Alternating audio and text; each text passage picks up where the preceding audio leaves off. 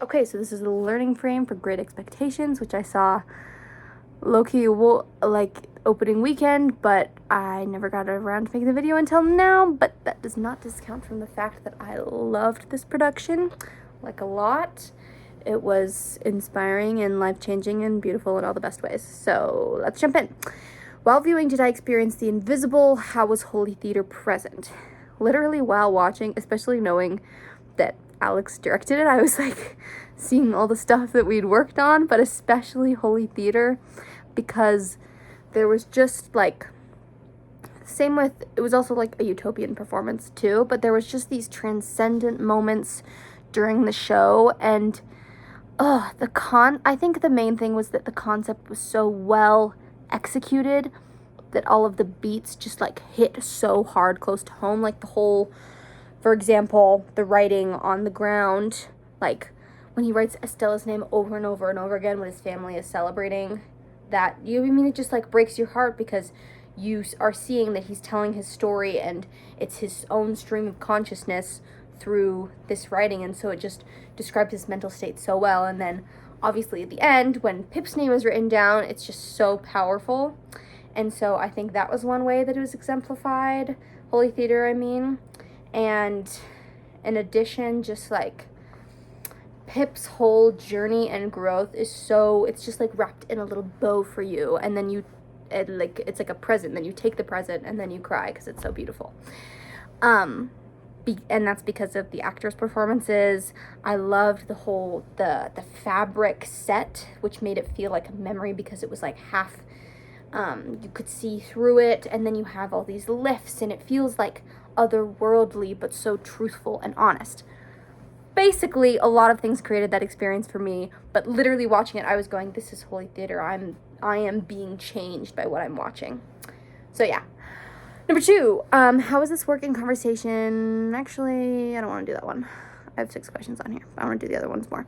Number 2, how might this production utilize utopian performatives? Where is there an opportunity for collective joy or hope? So obviously the Holy Theater is also connected to this, but one example that gave that moment of there can be a better world and that moment of hope that is talked about by Jill Dolan. That was the moment when Magswitch, the escaped convict, the benefactor, dies, and then they all hum near my God to thee, and it's this beautiful moment of hope within tragedy, and like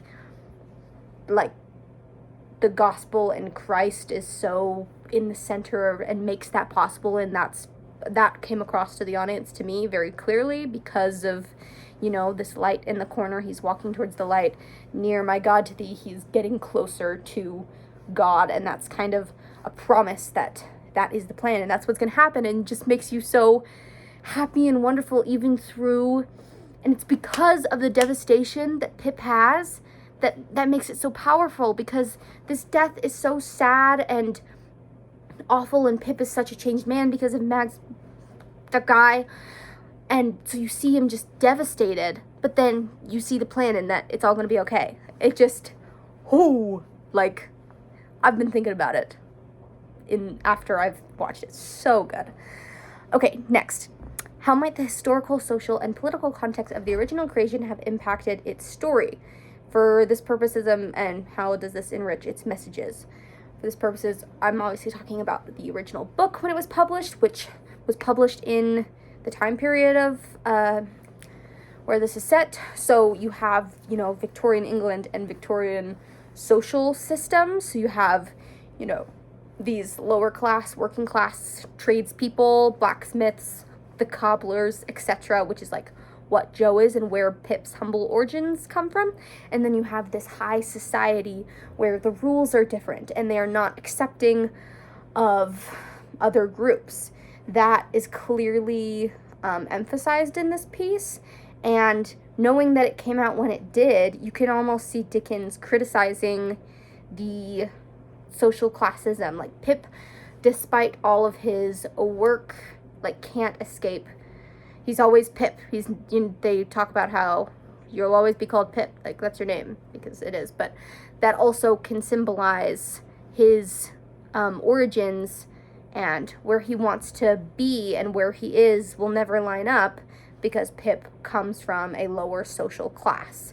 And so that really plays into Pip's psyche and his own ideals a lot. And you can see how the Victorian era society is reflected and criticized through the piece. Number 4, how does this performance teach me about myself and my relationships? What insights lead to growth? I got so much out of this performance, and like thinking about it afterwards, I just learned a lot. One of which being Pip's whole, you see him as a young, fearful boy, and then you see him as this almost romantic idealist, because he's so focused on Estella. He doesn't see, obviously he knows she has faults, but he doesn't care, and he can't see beyond his own infatuation with her, even though she kind of sucks at that point in the story and arguably does some rough things to him and to other people. So, and I think I can relate to that, just idealizing people and idolizing them and not seeing things for how they truly are, and having this view of the world that is warped by, your own insecurities. Estella makes Pip feel unworthy, and so does the world around him, and he said, oh, I have to be more than this. I have to rise beyond what I am. I have to abandon my previous life, Joe and Biddy, to become something else. And I think I just resonated with that, and it makes me want to mature and get a better understanding of the world around me, and in also my relationships, looking at them through, a realist's eye, and loving them and caring about them, but also seeing how they are not the end-all be-all to my happiness. And I think lots of people can relate to Pip, and he also just has this beautiful, good conscience that just leads him through the whole show. And even though he changes so much over the growth of the show, he always has that. And it's just like a good heart, which his faults too make him so interesting. But anyway, I feel like I saw myself a lot in that, and it makes you want to be better and pursue the virtues of life and pursue Christ. Like, oh, so good. Okay, number 5. In this production, were there moments where action or movement felt more powerful than words? Why? Yes, many times.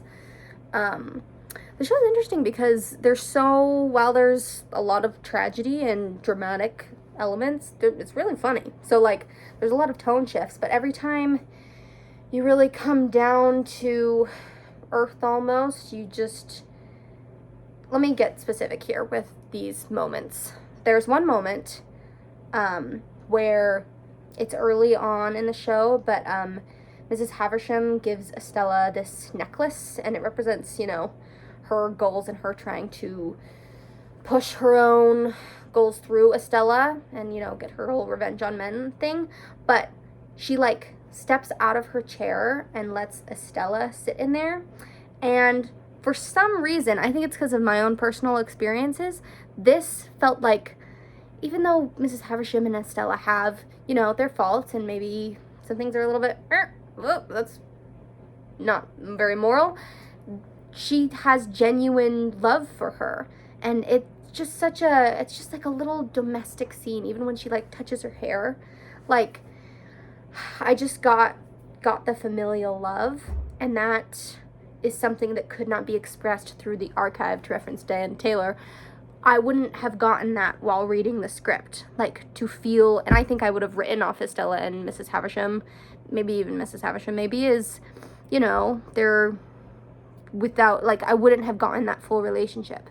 There's also so many moments with just, the lighting and the door creaks, and the moment when Pip is locked in the house, and even though it's this big open stage, you feel his claustrophobia, and you feel his fear and just gut-wrenching awfulness. that happens in the show. Like, and part of that's because of the actor experience, and you have to be there, which I think the archive and the repertoire kind of play into this question quite a bit, because these moments beyond words, like I can't explain how I felt, and I can't take myself back to exactly how I felt watching it for the first time. Anyway, I'm at 10 minutes, and I'm so sorry for going over. I love, like, ooh, I will think about this for a long time. So, just, yeah.